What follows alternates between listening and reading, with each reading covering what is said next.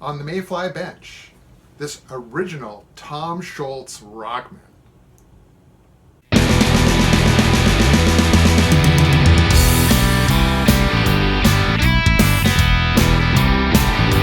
So back when I was coming of age as a guitar player, this was the practice rig to have. But this particular one was well used and loved by its owner, who still owns it. At the time, he was a touring musician and used this on the tour bus to practice stuff. It became damaged during that period, and it was repaired by a technician who couldn't get access to parts, who essentially couldn't really repair it properly. And he asked me, okay, now's the time, let's fix it properly. So let's have a look. So this is an original Rockman, one of the first made. Let's have a look at what's inside the box. The owner warned me that the foam was coming to pieces and I could just throw it away. And, oh, we have the original owner's manual. And oh my, look at this. A few things become apparent. First, the foam is toast, and I'm just going to throw that foam away. The second, oh yeah, the foam's really come apart. This is the repair. The technician just attached this wire to that and had him twist together certain wires to get it to work the way he wanted it. So that's on the chorus switch. Wow, ooh, it's really gummed up with goo. So part of this is going to be cleaning it, then sourcing the correct switch and replacing it. First, let's get rid of this. This is just, oh man. Oh wow. Oh boy. Here it goes, go in the garbage. Look at all the wonderful leftover foam dust, eh? Now, let's take this apart.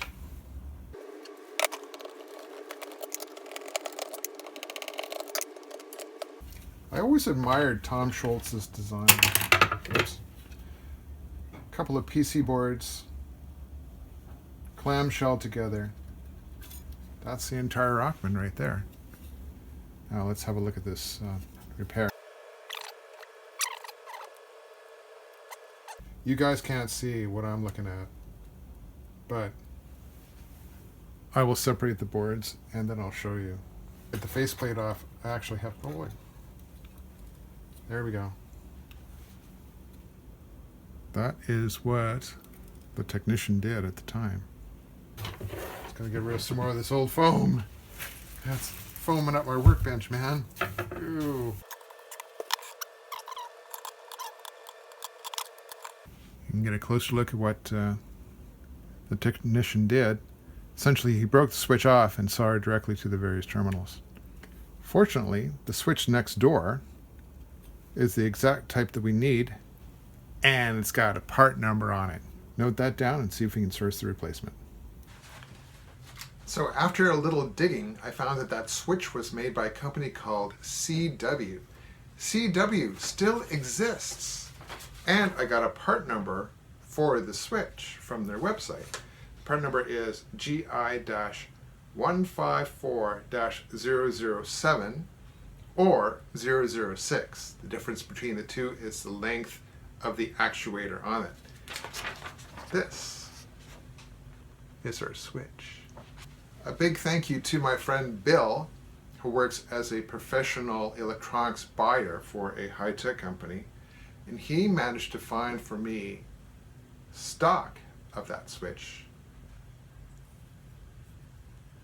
Now we solder it in and we try it out.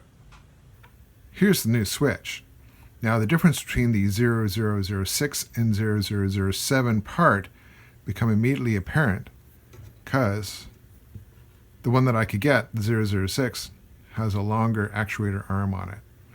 So, moment of truth. Will it fit on the board? Ooh, and the answer is yes.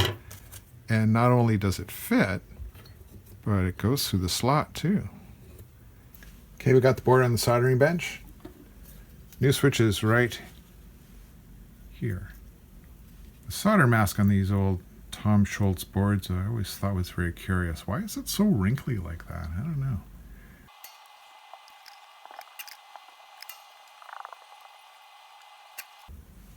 There we go. soldered on. Now let's get some double A's and see if the thing works.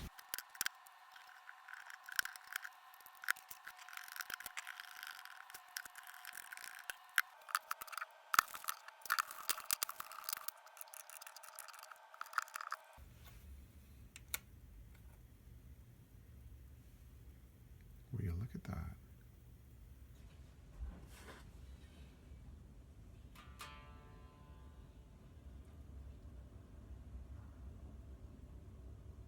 I know it's ironic you guys can't hear this, but I can tell you, it works.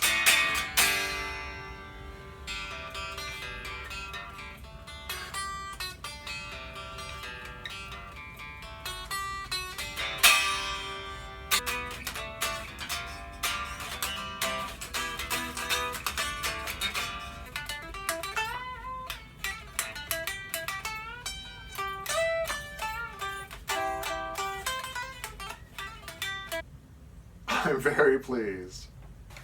The unit is repaired and it sounds astounding. Tom Schultz was a freaking genius, actually. This thing sounds really, really good. Let's see if we can get some sound demos hooked up.